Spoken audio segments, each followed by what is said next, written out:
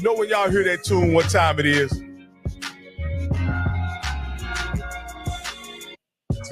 I'd like to thank everybody who is joining in tonight. You know we got a big show tonight. We got a huge show.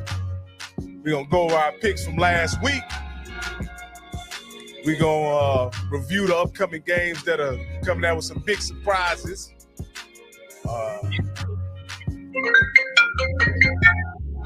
We got a lot going on.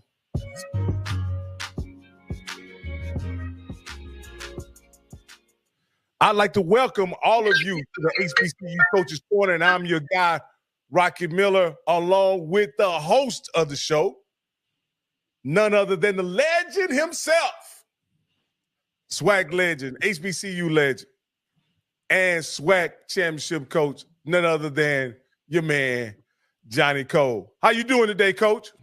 Man, I'm great, Coach, man. How you doing, boy? It's just another show, man. This thing getting hot. We've been getting calls. We've been doing our thing, man, and this show been growing. And, hey, man, I'm proud of that. And I'm glad that have you as my co-host. And, man, look, we getting there, Rocky. We getting there. People believing, everything we talk about, there's some truth to it. Absolutely, Coach. I want to personally thank you for your many years of coaching knowledge, bringing that to the show, your many contacts. You got contacts from the Pittsburgh Steelers to all the way here back in high school in Texas, guys you've coached, played with, and also coached with. And so we're going to use those tentacles tonight, Coach, and bring on a very special guest as we announced in the open. And for this particular guest, it's a very tough time, Coach. And you always said there's two kind of coaches. What kind of coaches are there, Coach? Coach, one to get hired and one to get fired. I've been on both sides of that desk. Yeah, and a lot of times, Coach, the hiring is a huge celebration. There's a lot of fanfare related to being hired. But, Coach, when you let go, it seems to be very unceremoniously done. Let me ask you this, Coach. Do you get a chance to say bye to your players, your support staff, the administration? Do you get that opportunity, or you have to just get that done as you use the phone number, your little black book to reach out to them and thank them and appreciate them or whatever? Well, as far as saying goodbye to the administration, and it's totally up to the athletic director. Fortunately for me, I've never been let go because of winning and losing. It's always been some controversial deal, and I was able to go back to the players and sit with them and let them know. Or, I was making a choice to move from one team. A promotion. Yeah. The thing that I want people to understand, especially our people, HBCU people, coaches get hired and coaches get fired. It doesn't question his character or his ability to be a father to his kids, to be an outstanding pillar in his community. It's just it's a choice that the administration make. I don't like your red shoes, or I don't like what you're doing. It don't necessarily have to do with the coach is a bad person. It's like in black college, if a coach let go, you got these people out here that's had behind all this media, digs all in it, all through it. Oh man, the guy was sleeping with this guy, the guy was doing this, guys, stop that. The guy was alcoholic. Well, guess what? There's a coach down the road from me at the University of Texas, the most expensive football program in the country, was drunk off himself, about to fall off a stage, and now he's the head football coach of one of the most powerful programs in the country. Because, see, they don't get into that. We make mistakes, and we got to get away from that. You know, we as people got to get it, because they understand people go through things. Alcoholic, drug addicts, learning how to tame the attitude. It has nothing to do with a person that can get the job done. Nothing. Coach Cole, as you mentioned, the struggles that coaches may have as a person, as a human being, right?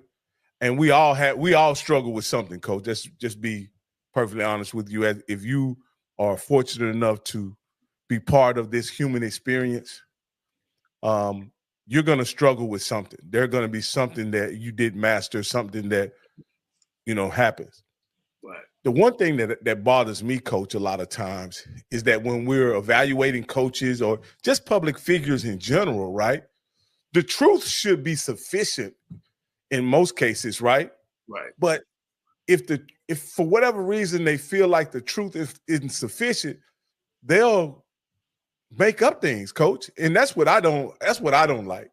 Is that they'll simply say things that are very damaging to a person's reputation without reaching out to verify that what they're saying is accurate. And that's what I think is quite damaging in some cases. And I know that you've been a victim of that in a few times. And how do you, as a coach, recover from, to lack of a better word, lies? Well, the thing that these people don't understand is, you have children, you have wives, you got brothers, you got families, and some of them it's just crucial. And it's more so, Coach, in the Black area, because we only got 20 major football jobs and another 20 Division II jobs. So we don't have a lot. So that's why they got the law. If you ain't broke the law, you know what I mean? If you haven't done some egregious, I think that you ought to be able to get up to. We're in America, Coach, and of course, I've lived through that. I've lived through that. I have, like I said, I've graduated from college. I got my master's in education. I got 4 certificates in teaching, in 4 different states, Coach, in Arizona, in high school, and my children, I've married both of my children's mothers that we get along great, Coach. We get along great, and I ain't the first one that's got a divorce. My first wife, for hell, we childhood friends, man. My second wife, we get along, and these guys say stuff, man, just off the cuff, just really, really illiterate stuff off the cuff.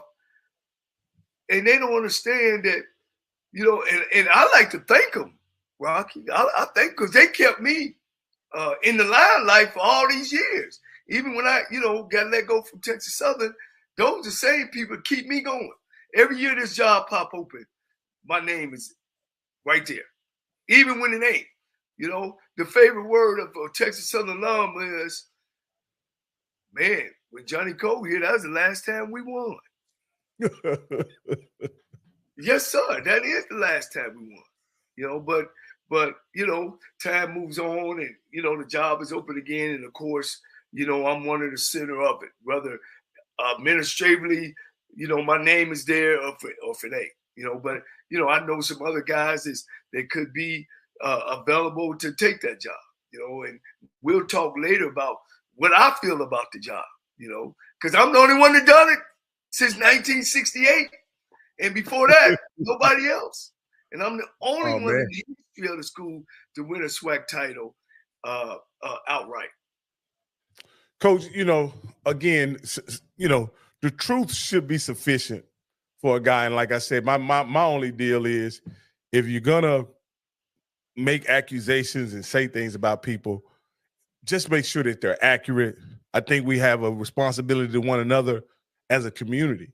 Yes. That when we mention a person's name and we mention their viability about a job or an opportunity, that we speak facts and we know what we're talking about, especially around people that make decisions regarding whether a man continues to operate in his profession or not, whether he gets the opportunity to work in his passion or not. I just think we owe it to one another to be accurate in what we say about those men.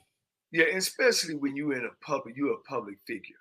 You're a public figure. Somebody holler out and as the old saying say, and you can correct me if I'm wrong, don't nobody pass on nothing that's good. But when you hear something negative, man, it runs forever.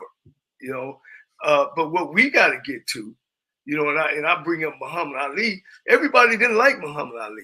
You had people pay to go see him. His mouth, he big mouth. Then you had those people who loved him. But both sides was good for him. Both sides sold tickets for Muhammad Ali. Both sides bought tickets, huh, Coach? The people that hated him bought just as many tickets as the people that loved him. And the controversy sometimes, Coach, is good for business, for the lack of a better word. Oh, ain't no question about it that we can understand the media and understand that all bad news ain't bad news. Sometimes bad news is good news, because some people want to come and see you lose. You know what I mean? Some people want to come and see you get torn apart. But there are some people who really come there to support. And it's very important that when you're choosing these head coaches, I hear now that, they're throwing up all these NFL names, and I'm trying to figure out, do you understand that being a head coach is a manager?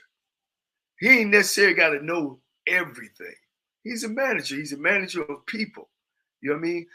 What kind of, can he public speak? How is he going to represent the university? How is he going to go out and get a full good staff? You know what I'm saying? Rob, all my coaches in college was pros. Someone was all pros. I mean, all pro, meaning NFL ring of fame. My head coach was an NFL ring of fame, Coach. Wow. So I've been there. I've been on all those levels, Coach. All those levels. I've been at the Division I schools. You know what I mean? The PWIs. I see how things are structured. I've been at the low PWIs. I see how things are structured.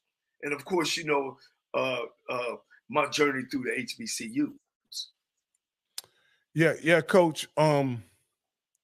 As we talk about this, we can talk about this as we wrap up this college season, and you bring up the controversy around hirings and how it can kind of, ignite interest in a program. And that brings me definitely to Coach Prime. And Coach Prime has been in this, after having started out 3-0, now he's lost 8 straight games, Coach. But to be honest, this year is a win for the program. When you look at the interest of the program, the profile of the program, this is a huge interest. This has created huge interest in the Colorado program. And there's no way that you can say that, what is the Deion experiment at Colorado is a failure. Well, one thing, Rocky, why I started this show and wanted to get involved with talking about HBCUs and coaches, because I want to salute them. You know what I mean? I know what they go through. We got some great coaches that come through this conference, and they never get talked about.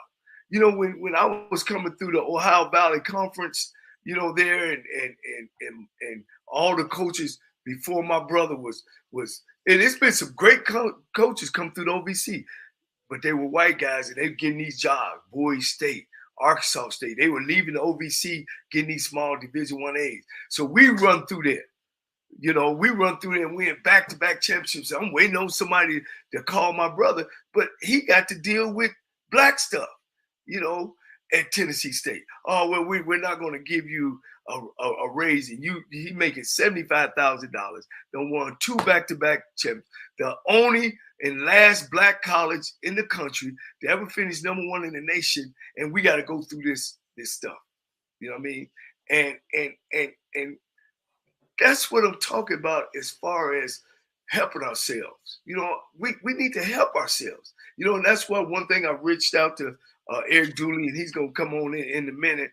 You know, that man, Dooley is a sharp guy, coach. He's a sharp guy. He's a great dresser. He loves his family. He's a family man. It just so happened that things didn't work out, and we're gonna hear his perspective. I think he deserves that. You know what I mean? Absolutely. I disagree with getting rid of a coach after 2 years, especially with his pedigree. But we'll talk about that there. But that's why I started the show. Guys, HBCU, stop hating. Be positive about your coach or your coaches. Let them handle their personal life on their own. That's none of your business. Your business is how he runs that program. If he's running that program the right way and they winning, because at the end of the day now, Rock, you got to win. You got to win for old cold now. Hey, look, I'll rub you, but you got to win. You got to win. Well, Coach, so you know, you guys know that if you don't know, I lived in Waco most of my life, right? And at the end of the day, anybody who knows about Waco, Baylor University is a rock's throw from my front porch, right? I live very close to Baylor University. And the reality is that they went 1-10 several times. But then they hired the right guy, which was Art Briles. And even Art Briles, a guy with a winning pedigree, a guy who had been in coaching probably 25 years by the time he got the Baylor job, it still took him 4 years to make it to a bowl game at Baylor. Right. So this stuff, I understand that even with a super competent, very professional coach, it takes time to build a program. And me and you've talked offline, Coach Cole. I don't know if it's the influence of Dion or what. It seems like these programs have gotten very impatient over the past couple years. And for whatever reason, they don't have the patience to allow a coach to build a program that it seemed like they had in the past. Like, seemed like. Yeah, hold on, Rod. I got Coach Dooley on the other line for a minute. Coach. I'm going to do it from my phone. Okay, you can stream. Fine. Yeah, stream from your phone. So check this out, though. I'm going to try to hold on to questions on Southern. I'm still working on some stuff. Yes, sir. Yes, we got that. All right. All right, Coach. We got to just be question about the Southern stuff. He got some deals where he worked. I tried to call it earlier, but we'll be very nice. Yeah. Coach. Look, from my perspective, I just, couple things. Coach Dooley, we have to acknowledge that Coach Dooley went to the SWAC championship last year. Yes, right? Sir. Yes, and sir. I recall how he was celebrated. He was celebrated when he took the Southern job. He was almost like the prodigal son coming home to save the program, right? Yes. And 2 years later, this is where we are. And I want his perspective to tell us how we got here from the day he was hired to this point. Give him an opportunity to tell us how we got here, because that, we know what we think. We know what we think. We all have our opinion, but this is a platform where a coach can come on and give his perspective. And I think that's it. I think that's important, because normally coaches don't get a chance to give their perspective, especially if they don't get another opportunity to address the question. Coach, go ahead. HBCU coaches don't. Once they grown, once they let go, that's it. They off for the sun. They don't get to come and broadcast games and be invited to different type of media outlets like all the other coaches, where they can. I mean, we got HBCU TV Go. We got ESPN. Why are head coaches not being able to leave from being a head coach over to the sideline, to the mic, be an analyst, standing around? when we're done, well, we're done.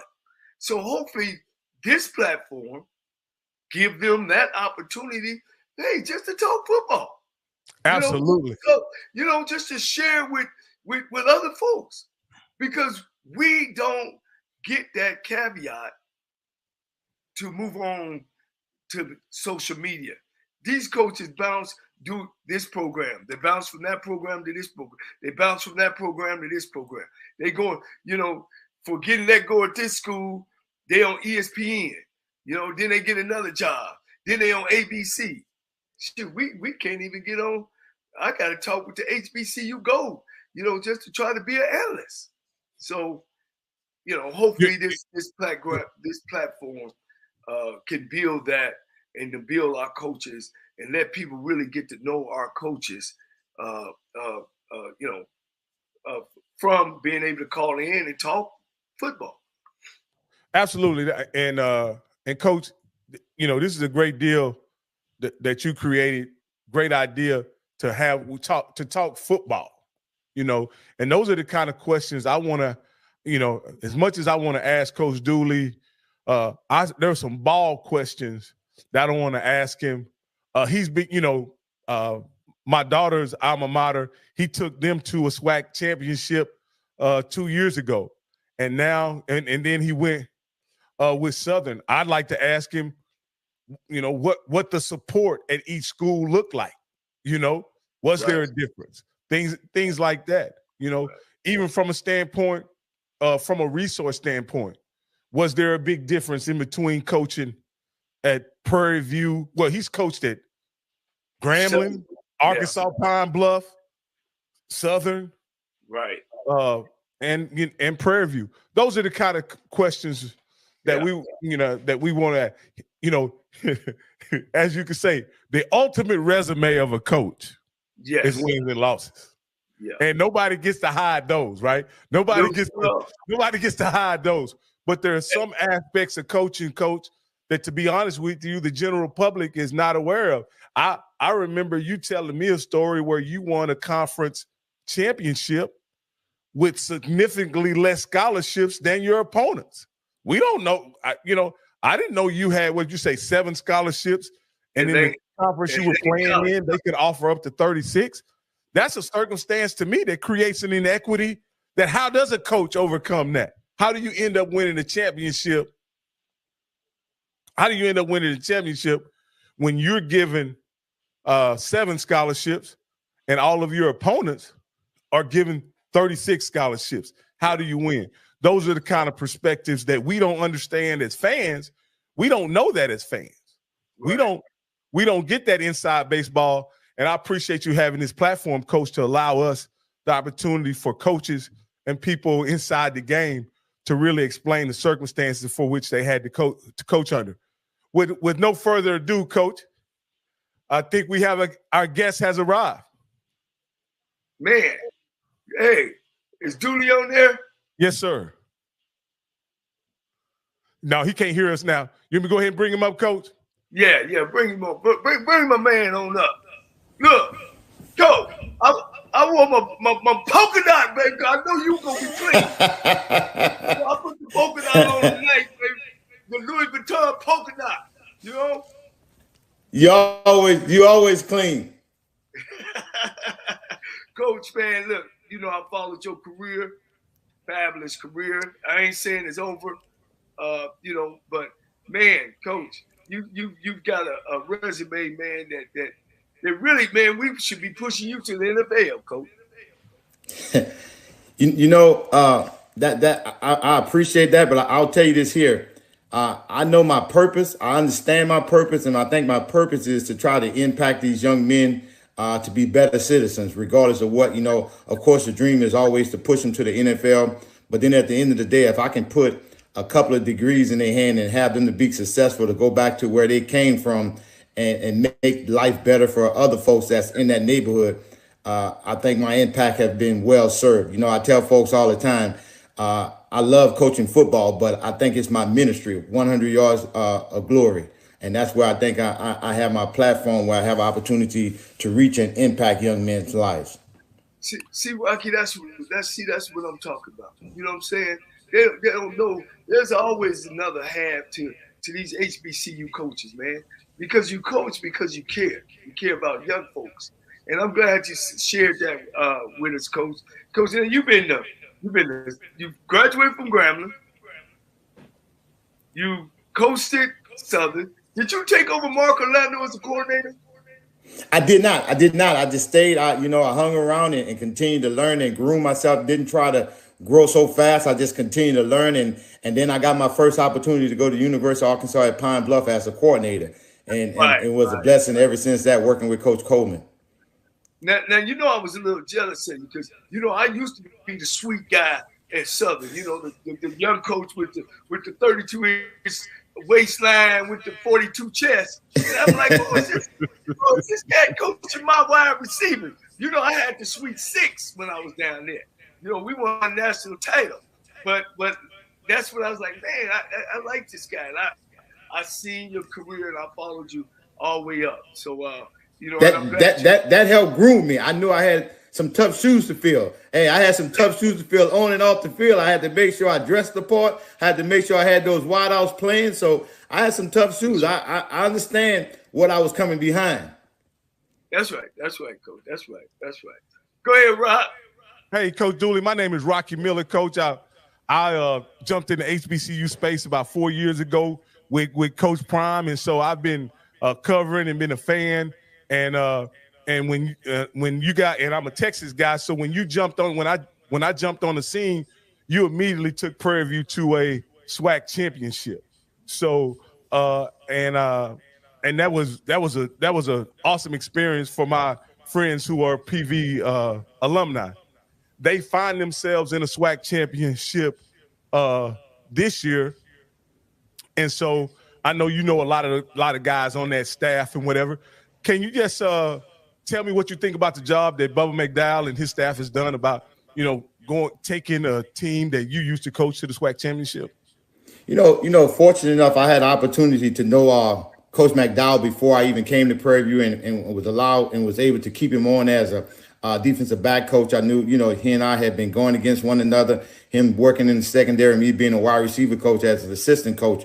So when I had the opportunity to get that job, he was one of the guys I already had contact that I wanted to keep, because I knew what he brought to the table. And just to groom those young men, we kind of had the same, we had the same goal, and we had the same philosophy. But the most important thing, the vision was the same. When you have that same vision, you can accomplish a whole lot. So he stayed around and did a great job. And I brought most of those guys that are there with him now. They came as one of my assistants, and they stayed on because they saw they had an opportunity to do some things, and they wanted to be special. So, those guys are just growing within the profession. The great thing about, I would say, two of those guys that's on that staff that's in prominent roles right now, I coached as players. They were former players from me, and then they had the opportunity to work with me. I never say work for me, work with me. They had the opportunity to work with me, and now, I'm just smiling to see that both of those young men are doing a great job. When I talk about Rock Alvin Fosserman, and I talk about Mark Frederick as the offensive coordinator and defensive coordinator. Hey, Coach Dooley, I must ask this question, being that you are where you are now, and PV is where they are now, Coach. In hindsight, do you regret taking the Southern job at all? I never second guess myself. I'm always been a praying man. The Lord has always ordered my steps. And when he ordered my steps and give me an assignment, I take on that assignment, and I try to do the best of my ability. So I never worry about second guessing myself, because I have a praying family. I have a great wife, and my daughters, they right there with me. So when we pray and we get that answer, we know what we need to do. We know what our assignment was to do. Now, Coach, I respect that, Coach.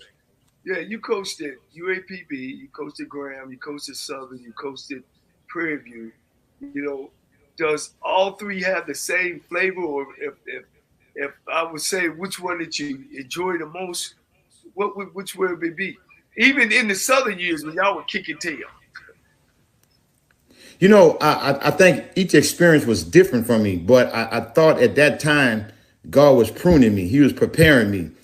So I had to take a phase from each area that I went to prepare me for a time to be a head coach, for a time to be an offensive coordinator. So I think I took, I always learn.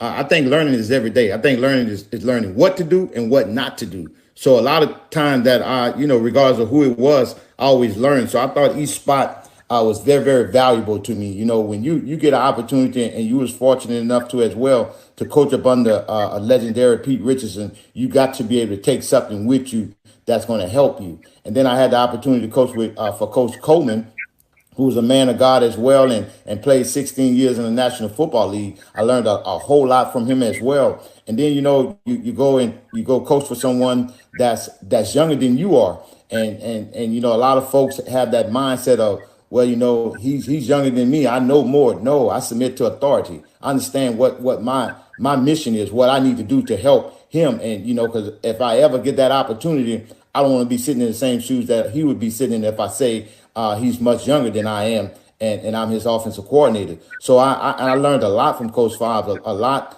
of things that I do now. I took with me. So I kind of got best of all the worlds that I was in to bring with me to try to help me be successful wherever I've been. When you left out one, you didn't hire me, because then I'd have been older than you.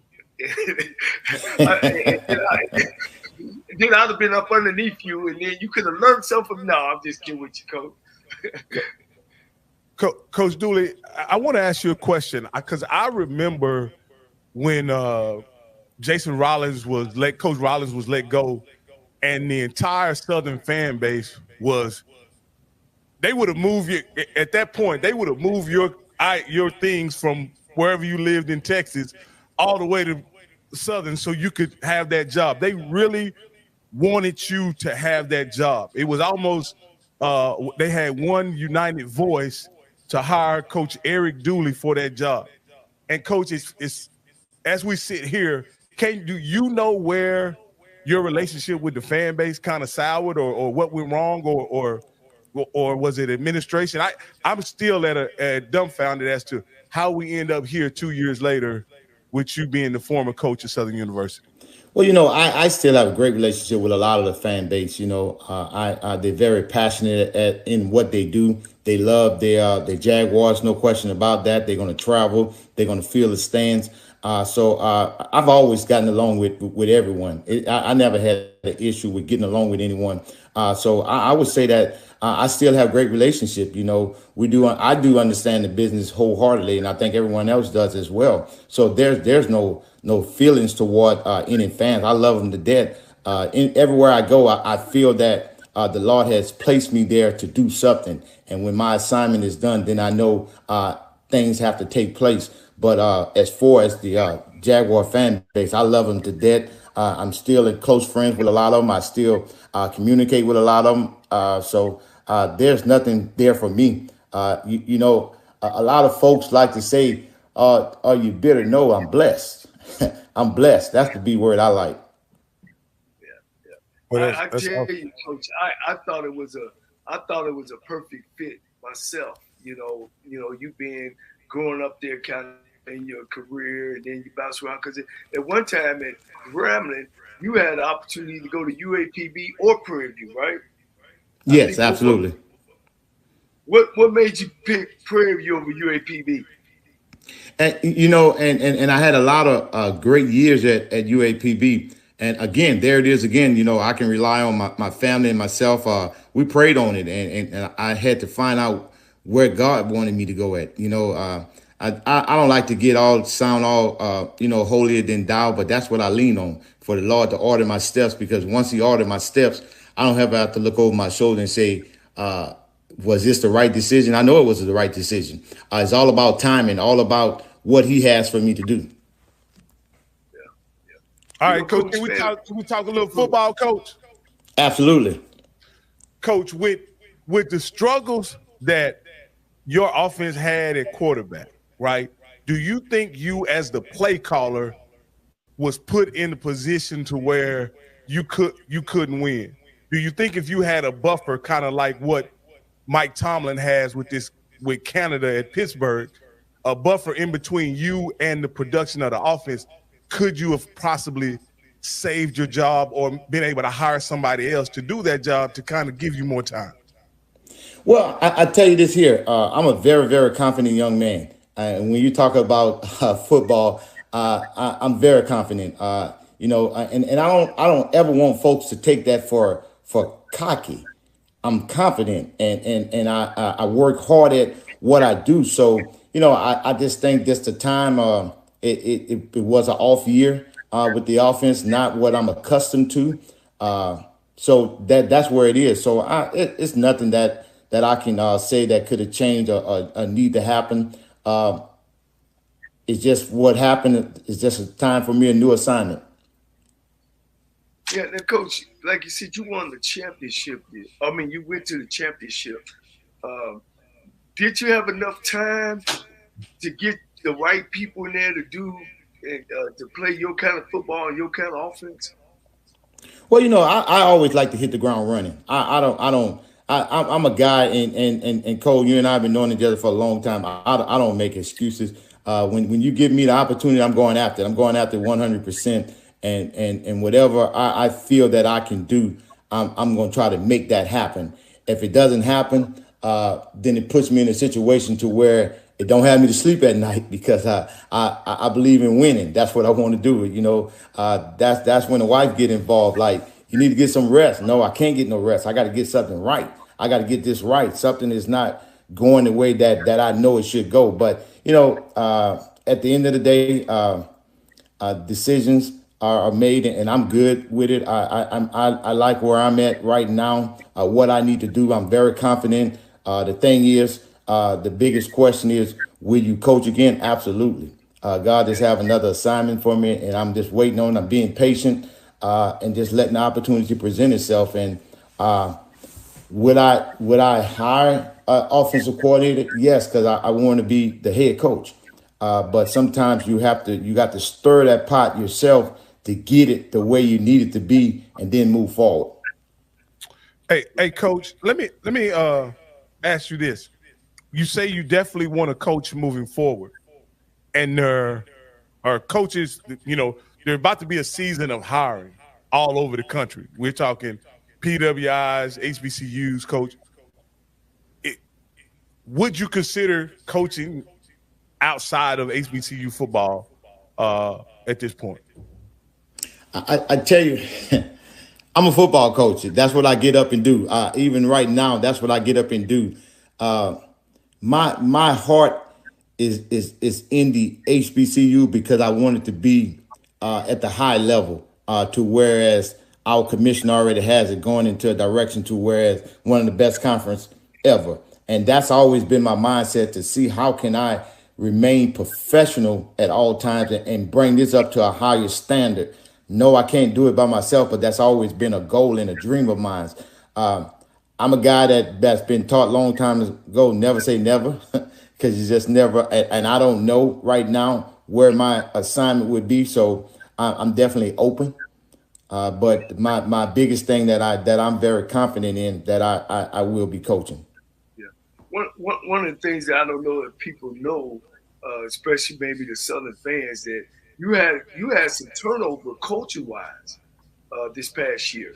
I know a couple of guys that you interviewed for, but you had a new quarterback coach, you had a new wide receiver coach. And I know that's your specialty, but did that play a role in slowing your offense down this year? I think it. The foundation was there. Of course, when new guys come and new things happen, they came in, hit the ground running, and did the things that was needed to be done. Just one of those things. And when I kind of look at the whole conference this year here, it's not the conference that I know of that scored a lot of points. Of course, you can't keep saying scoring all those points, but they got defensive coaches too. They got to play a role in that as well. And I think we got some excellent defensive coordinators within this conference that study the game just like we study the game. So it becomes a chess match, at some point. But I'm very confident some things going to turn around and get it to what I'm looking for. And that expectation is extremely high. I don't think I would ever reach my expectations, because it doesn't matter if I score 100. I feel I should have scored 101. So it don't really matter about the point scoring. It's just if I can.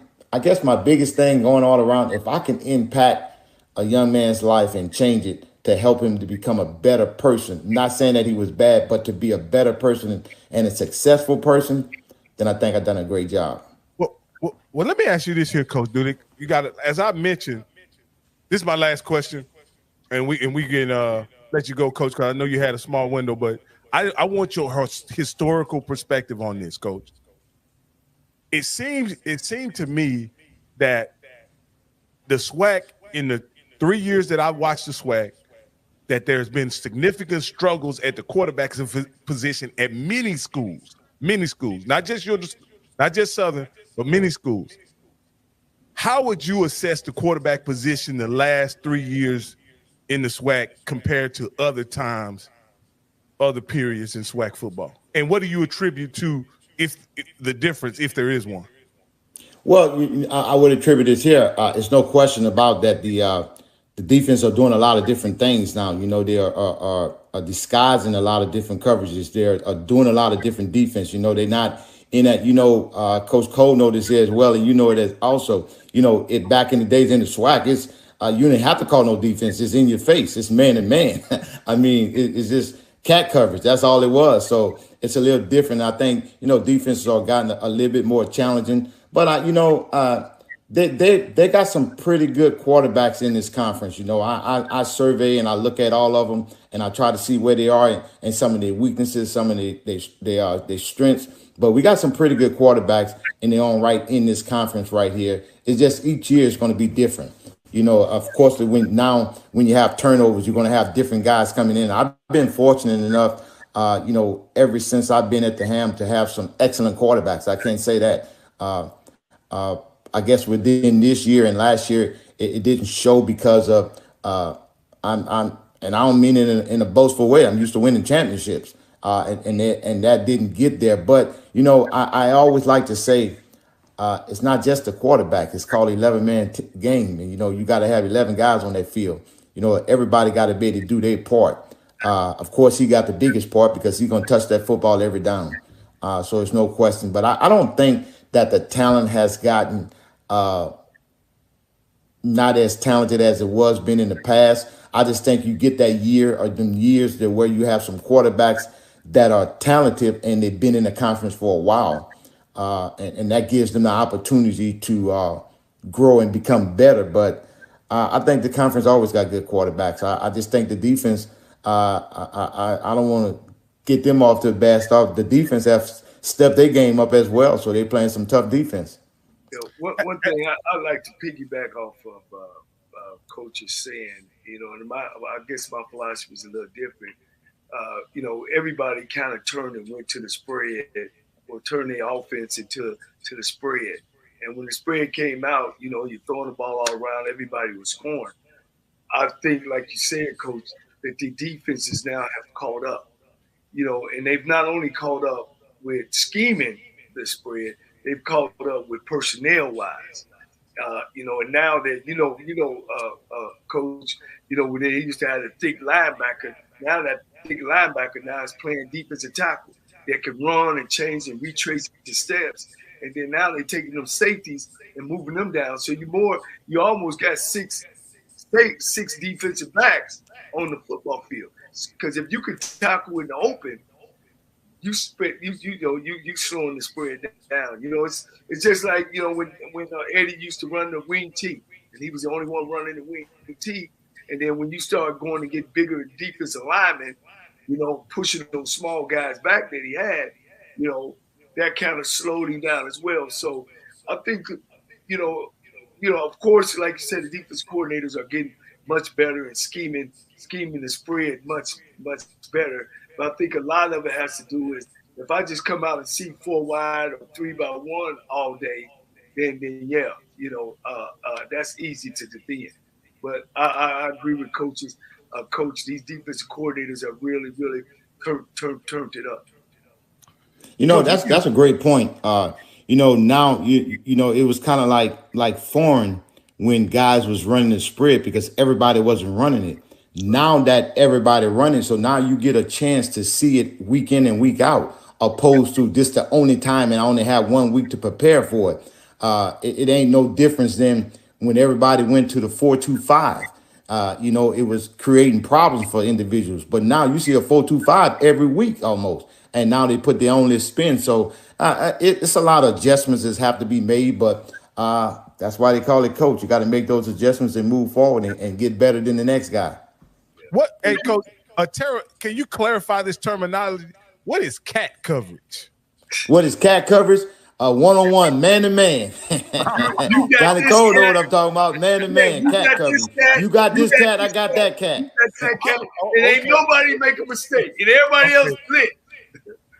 Hey, we used to call that cover one back in the day, but that's what I remember that. As Coach, speaking personnel, Coach, do you think with the previous coaching staff having a run-dominant offensive attack, that affected your ability to reshape the roster into a roster that was more accustomed to passing the ball? Did that affect, the performance of your offense at all? No, I don't think so, because when you look at it, I know a lot of people get the misconception when they think of my offense that is just pass. For the last 10 years, I've had one of the most balanced offense in the conference. Pass to run ratio. I do like to pass it. I believe that you got to be able to do it, but I don't think you should ever become one dimensional. So I've always had a great rushing attack that complement the passing attack, and that, everybody have their own philosophy. Some people use the philosophy, I'm going to use the run to open up the pass, or some people flip it, I'm going to use the pass to open up the run. It just depends on your personnel, how you want to spin it, and what you're capable of doing. Well, you got some great coaches down there. Willie Totten, who used to be, we used to go head to head in the SWAC. I think together, me and him threw about 20 touchdowns in 2 games that we played each other. Well, really 3. And Chris Scott, Coach, man, you resurrect a great guy, man, in Chris Scott. He's a heck of a coach. He's a heck of a person, man, and I appreciate you. I know you that type of guy, man. So how you feel about these guys? You had Prime coming in and really no background, and now you got Eddie Robinson in, and he's down there trying to do his thing with no coaching, and now all of a sudden, black coaches like me and you that went to black schools, if we don't have no PWI experience, they won't even hire us at our own school,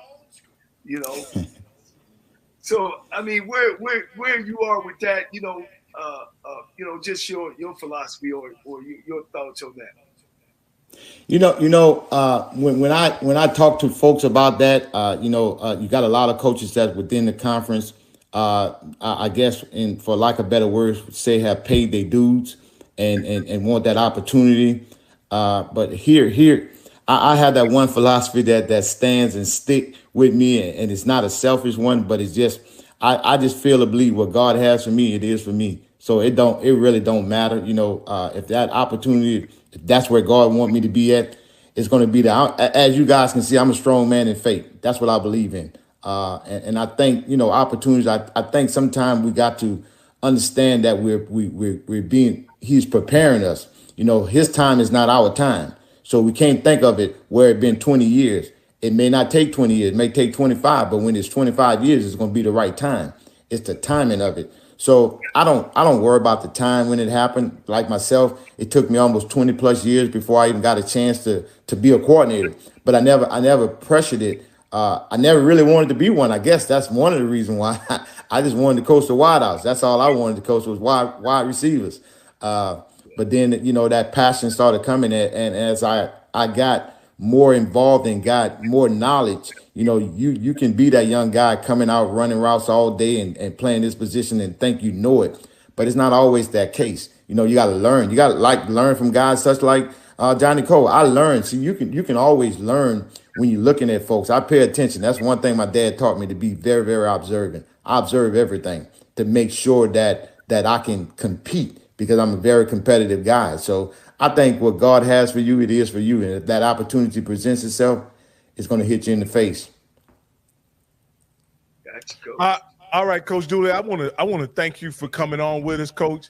I know this is, maybe a difficult time for you and your family around the holidays, but I wish you guys nothing but the best. Is there anything you like to say to your Southern fans, Southern alumni about your experience the last 2 years at Southern, and anything you like to say to them? Yeah, to the Jaguar Nation, I like to say thanks for the opportunity, for giving me the opportunity to come back home. Some folks treated me like I was the prodigal son. I came home, and, after going all around. But, I'm very, very appreciative. I had so many folks to help me while those 2 years. So, again, I'm never bitter. I'm blessed, and I understand that. So I just like to thank them for even, I say in a lack of better words, putting up with me for 2 years. So now, the opportunity to come back home and be around family, people that I know that gave me the opportunity. I'm grateful and I'm thankful. So hats off to the Jaguar Nation. Once again, thank you guys for allowing me to be a part of their lives for 2 years. Yeah.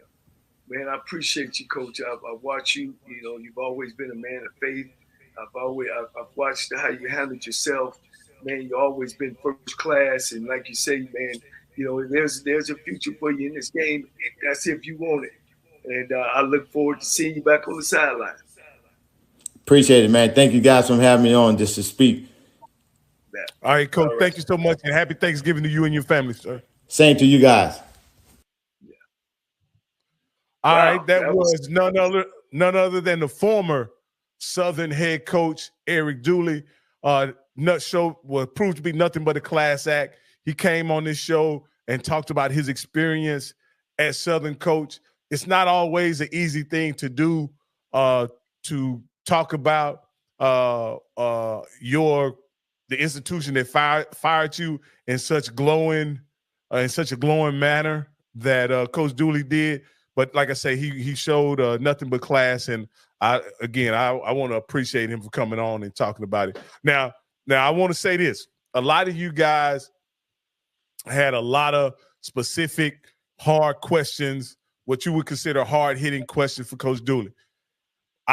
We didn't bring him on to embarrass him or to put him on the spot or belittle him in any way like that. We brought him on so that he could give his version of what happened and share with us what he wanted to, right? If you guys want to ask him all of those questions about why didn't he play this, why did he play that, at the end of the day, that doesn't matter anymore. The man has lost his job. He's going to move on, and Southern's going to hire a new coach. And I just want to show my appreciation for him coming on the show, because if not for him, a lot of you guys wouldn't even be here right now.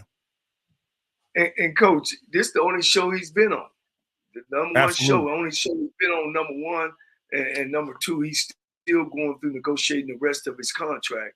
So he's got to be really careful about what he say and what he do, But, I just, this show or our show, Rocky, we believe that he should have had at least another year. I don't think you go to a championship. Dang, that happened to me, huh, Rocky? I don't believe you win a championship and then you go on the next year. You know what I mean? I think you give a man a chance.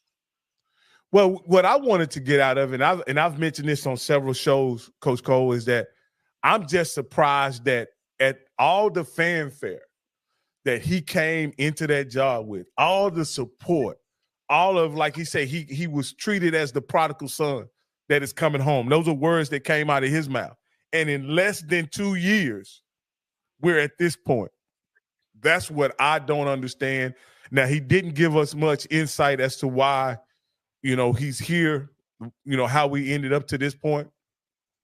But at the end of the day, I respect him for coming on, because a lot of guys wouldn't come on under those circumstances. And like I say, class act, top notch. I've been told, Rocky, that most of our HBCU head coaches, they shy away from the media. They don't like talk shows. But most of them, we don't have that platform. We don't have the ESPN platform. You know what I'm saying? We don't have Fox. Hey, platform. Coach Cole, Coach Cole, you're froze. Could you disconnect and reconnect? In the meantime, I want to invite everybody who would like to call in, give their perspective on the Eric Dooley interview. If you were able to listen to it, I want to invite you to call in. Call in at 518-351-9464. Tell us what you thought about the interview. I'm willing to take constructive criticism and let us know.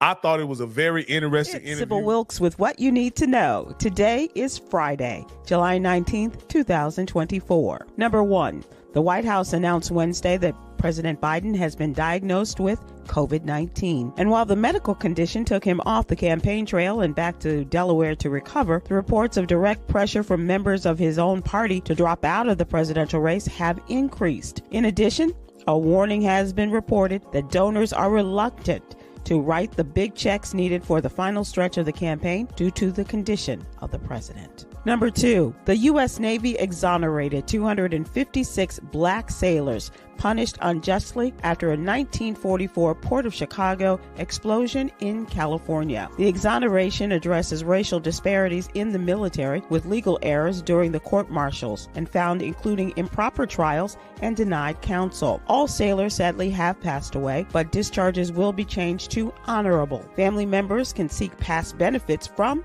the Department of Veterans Affairs. Number 3, racism is not just dangerous for your mental and emotional health, it can age your brain.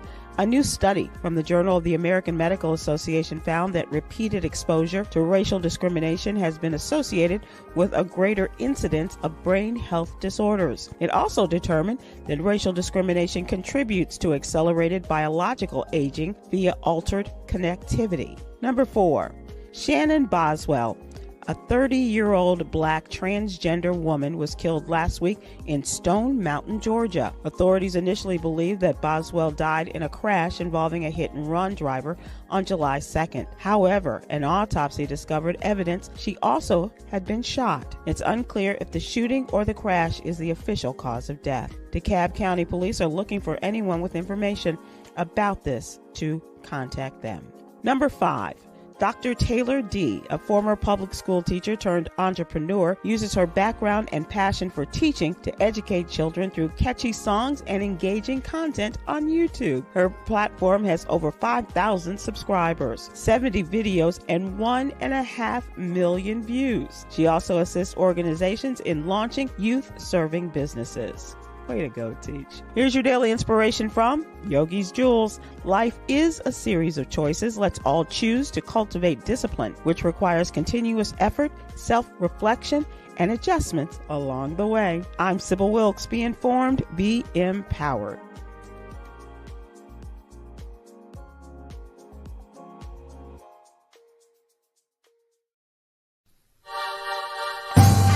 My name is JM&E, and I won $500 on the lunch money from the Keeping Up with the Joneses Bracket Challenge.